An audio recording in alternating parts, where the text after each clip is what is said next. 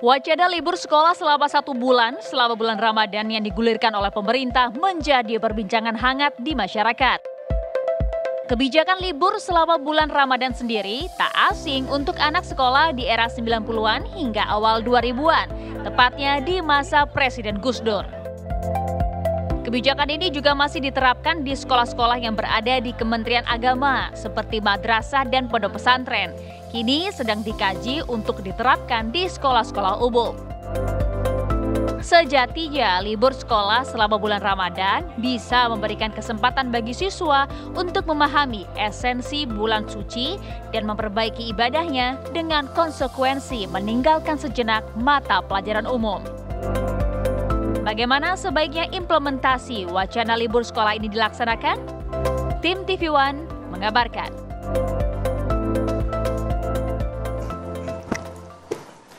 Ya, libur sekolah selama Ramadan ada yang setuju, ada yang nggak setuju. Yang setuju mungkin yang malas bangun pagi gitu ya. Setuju.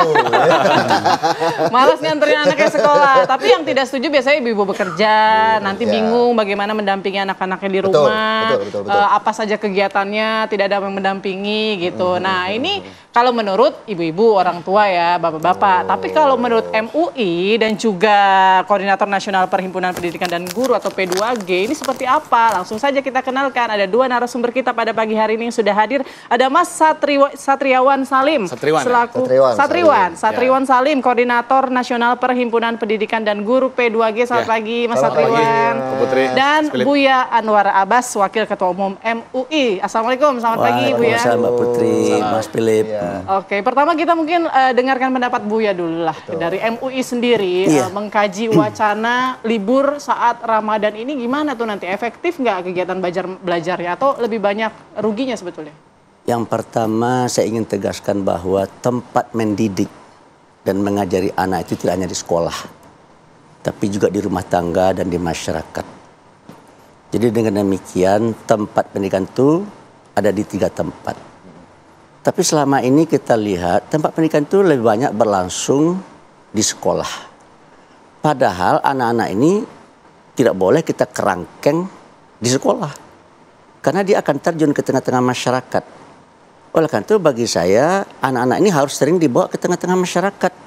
Supaya mereka tahu apa persoalan yang dihadapi masyarakat gitu.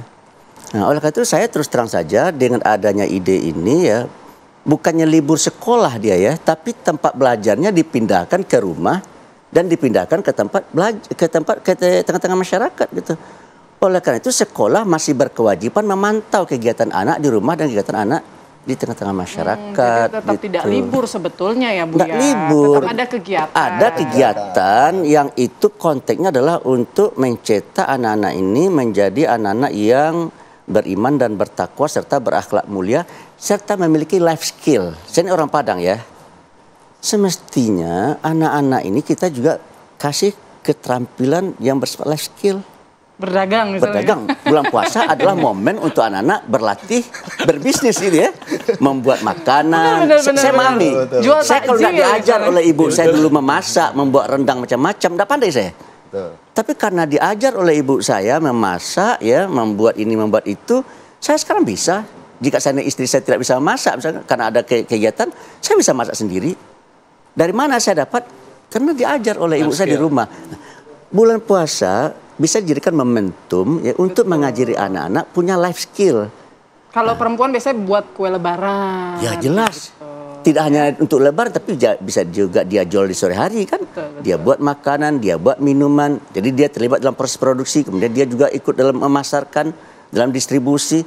Jika seandainya anak bisa kita kondisikan seperti itu dan sering kita buat seperti itu, maka mentaliti anak itu akan pindah dari employee mentality kepada entrepreneur mentality atau intrapreneur mentality. Tapi kan PR-nya kalau di era sekarang ini ketika anak-anak dikasih libur, ada di rumah, justru mereka lebih sering main game gitu. Ya itulah yang penting dia akan dipikirkan ya supaya anak-anak ini betul-betul terarah gitu. Oleh karena itu harus ada kerjasama antara pihak rumah tangga, masyarakat dan sekolah dan itu yang nggak terwujud hari ini. Jadi semuanya diserahkan oleh Mbak Putri tadi diserahkan semuanya pada sekolah gitu ya dan Mbak Putri sehingga Mbak Putri bisa melepaskan diri dari tanggung jawab mendidik anak gitu ya. Putri bisa siaran gitu, Putri. Jadi Mbak Putri ini senang sekali, bahagia sekali kalau anak-anaknya sekolah gitu ya. Sehingga dia tidak harus ngurusin anak gitu kan ya. Jadi itu masalah kita menurut saya, dan masalah yang dihadapi Mbak Putri itu tidak hanya Mbak Putri yang mengalami, tapi banyak pihak. Oleh karena itu bagi saya ya. Enggak, kalau ibu bekerja ini kan kita udah ngobrol nih Pak, wacana ini kan udah tersebar. Jadi ibu-ibu komplek nih udah ngomong nih soal yang ibu bekerja geresah. Nanti kalau dia kerja anaknya siapa yang nemenin? Kalau misalnya ada tugas dari sekolah juga, misalnya online kan ada juga ya usulan-usulan ya Mas, soal daring aja lah sekolahnya gitu. Nah itu gimana nanti pendampingan mereka terhadap akses internet? Nah itu juga kan jadi apa ya, kekhawatiran ibu-ibu bekerja. Nah kalau dari P2G sendiri gimana Mas? Ya makasih, betul kalau Buya tadi bilang sentra pendidikan itu ada 3 ya, ada rumah, sekolah, kemudian masyarakat. Pertama tentu di rumah gitu. Nah memang ideal di rumah itu misalnya 24 jam, tapi kan tidak juga karena orang tua sebagian juga bekerja kan. Kalau di perkotaan kelas menengah kan ya seperti kita semua gitu. Kalau yang masyarakat di pedesaan kan juga bekerja di sawah, ke ladang gitu ya, nelayan dan seterusnya. Jadi siapa yang mau mendampingi anak-anak seharian itu? Makanya kami memiliki formula yang kami coba tawarkan ke Kementerian Agama, yaitu kegiatan intrakurikuler yang kita sebut sebagai kurikulum itu tetap dilaksanakan. Cuma nanti ya kan wujudnya ada kegiatan proyek yang seperti tadi Buya sampaikan.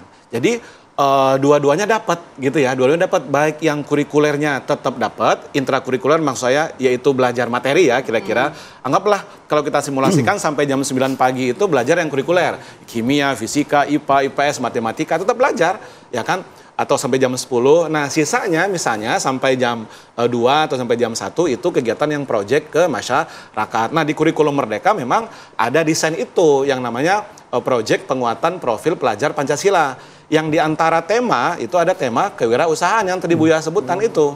Ya kan, jadi anak-anak bisa kita latih selama 3 minggu kurang lebih Bu ya. 3 minggu itu untuk mengikuti kegiatan proyek. Proyek itu untuk SMA misalnya kelas 10 gitu ya, itu 3 proyek selama setahun. Jadi untuk bulan Februari besok itu kelas 10, kelas 11 atau kelas 7, kelas 8 bisa ngelaksanakan 1 proyek atau bahkan bisa 2 proyek. Setiap level tingkat pendidikannya kan beda-beda pasti proyeknya ya. Betul. Nah proyek yang selain wirausaha mungkin proyek apa yang kira-kira? Oh ada misalnya membangun tadi ya ketahanan spiritual, membangun ruang-ruang perjumpaan dengan yang berbeda agama, berbeda suku. Ada apa tema proyeknya?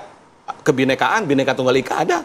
Ada 7 tema proyek. Ada Bhinneka Tunggal Ika, bagaimana membangun ruang-ruang perjumpaan ya kan di saat Ramadan misalnya. Jadi jam 10 itu anak-anak kunjungan ke masjid, ke gereja, ke wihara gitu kan ya, bertemu dengan tokoh-tokoh agama gitu. Itu kalau temanya misalnya apa tadi Bhinneka Tunggal Ika. Ada tema yang namanya kearifan lokal.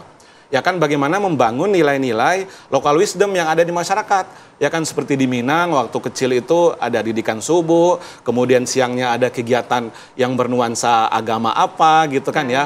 Ada ceramah dan seterusnya. Itu jadikan proyek saja bisa sekarang. Itu tetap kurikulum.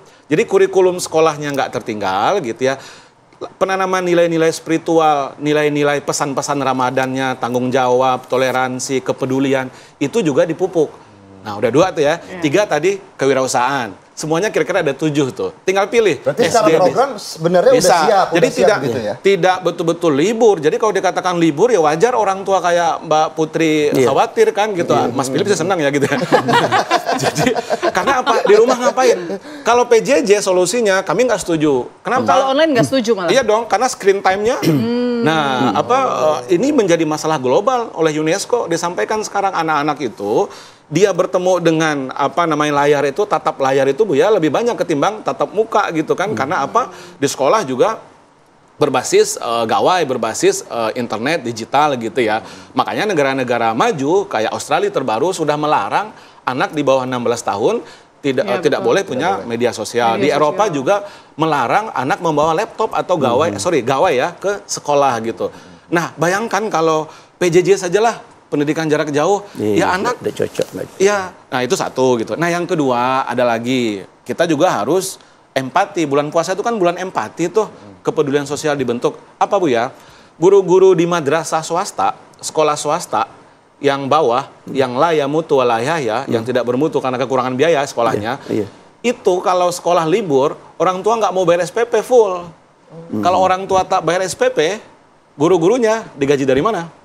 Nah, itu WA ke saya banyak dari Jawa Tengah, Jawa Ini Timur, juga dari salah daerah. satu yang menjadi polemik Khawatir ya, mereka, artinya Pak. Tidak Iya. semua ternyata mendukung untuk program ini begitu kan? Karena Salah Pak, satu kalau datang dari guru honorer ya. betul, kalau kami betul-betul libur sekolah Pak, nggak ada kegiatan, kami nanti itu yayasan akan motong gaji kami. Nah, kita tahu bulan puasa Ramadan itu peningkatan apa? Konsumsi. Betul. Kebutuhan meningkat, gaji dipotong coba tuh. Nah, itu jangan sampai terjadi jadi zolim kita ya kan kepada guru-guru, tapi yayasan nggak bisa disalahkan. Ini mirip ya, sudut pandang anak-anak juga banyak yang memilih untuk sekolah. Karena kalau nggak sekolah nggak dapat uang jajan katanya. Itulah, betul. Cuman tadi kita bisa kombinasikan dengan Buya tadi ya. Ada proyek penguatan profil pelajar Pancasila yang tetap juga tercapai nilai kewirausahaan, nilai-nilai toleransi tadi tetap gitu dilakukan. Jadi ada kegiatan yang berbasis masyarakat. Begitu ya. Oke, saya juga mau ke Pak Buya, bagaimana kemudian sebenarnya kan program ini juga selain mendapat suara yang berbeda dari pihak guru, kemudian dari beberapa sekolah, bahkan sekolah swasta juga kemudian belum mendukung sepenuhnya, karena kan tidak semua melakukan puasa ya begitu ya. Jadi seperti apa nanti implementasinya untuk sekolah, tapi sesaat lagi setelah Apa Kabar Indonesia Pagi kembali seusai jeda.